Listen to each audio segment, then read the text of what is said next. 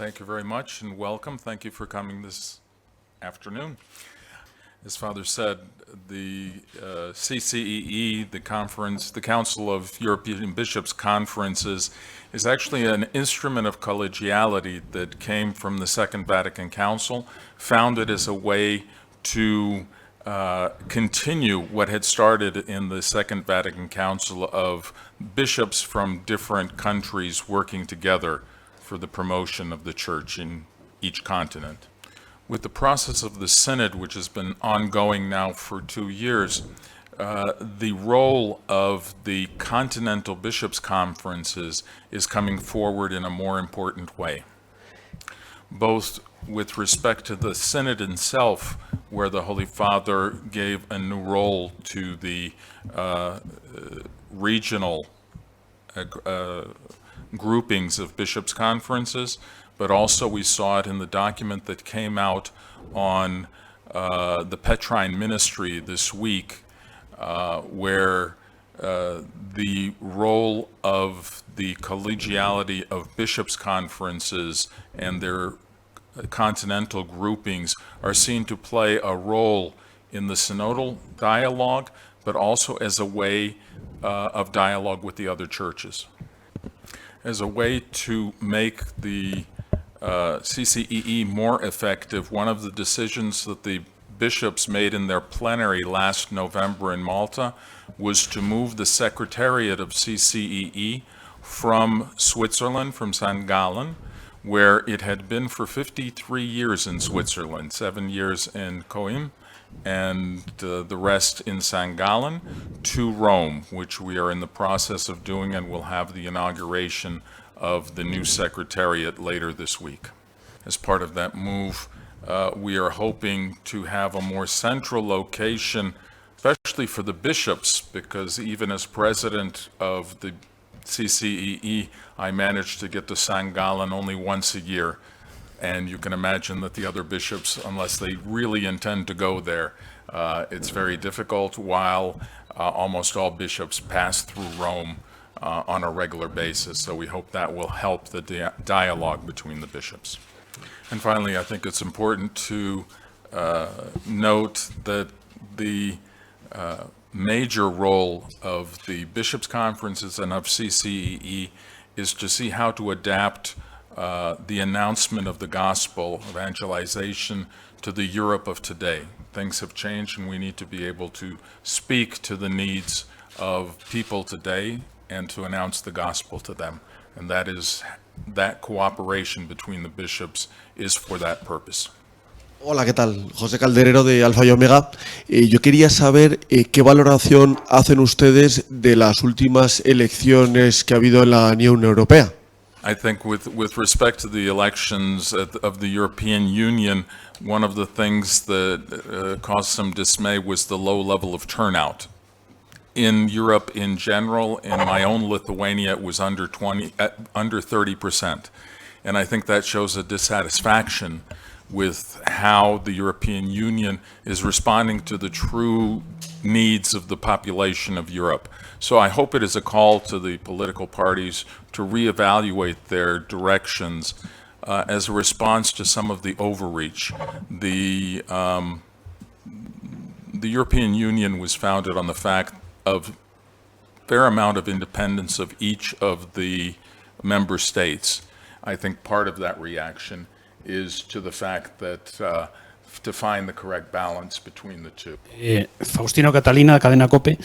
Querría preguntarle cómo ven la política migratoria de la Unión Europea, los anuncios que se han hecho y en qué manera pueden verse recortados los derechos de los migrantes con el avance de los partidos que no están precisamente a favor de esa acogida. I think there are different reactions to the migrations that the Holy Father has repeated on various occasions of the need to treat all migrants at their human level, to have respect for them and to be ready to assist them. There is a reaction in society to the migrations, and it is different in different countries. And of course, I think the European Union has started and needs to continue to start to try to solve the problems of migration, not only within Europe, but also to look out and to help the countries where there are problems to solve those problems. Rubén Cruz de la revista Vida Nueva.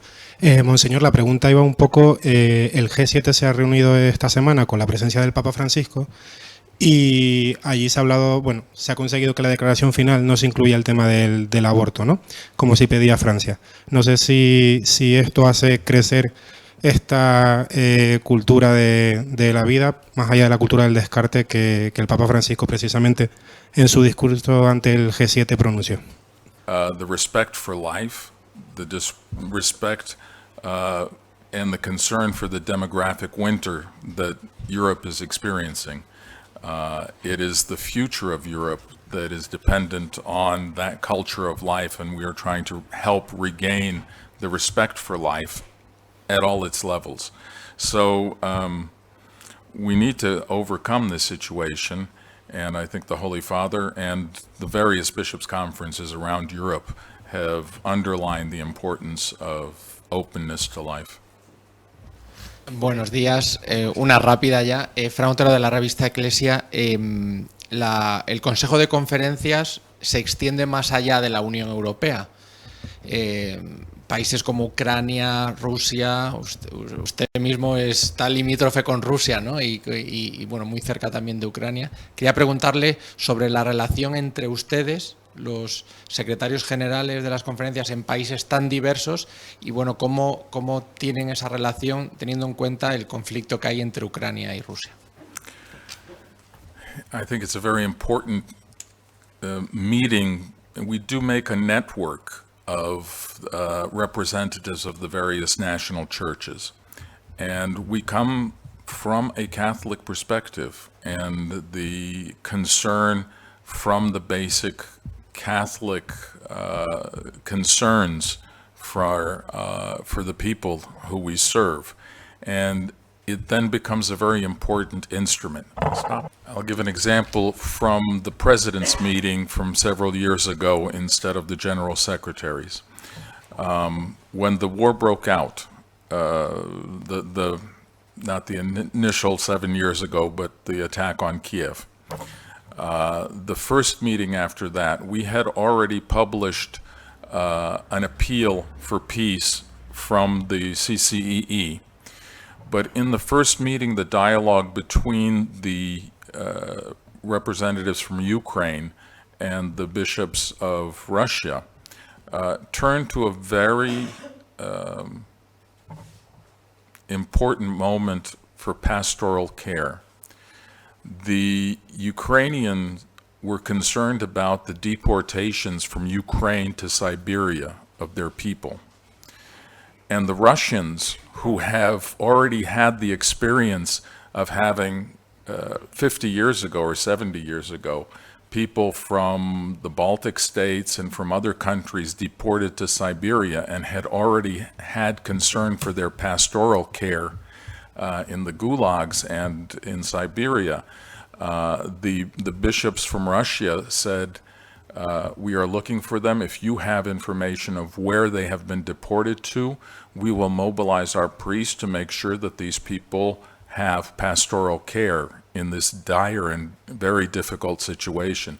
So it is really a network that provides pastoral care in situations cross-border and in great difficulties.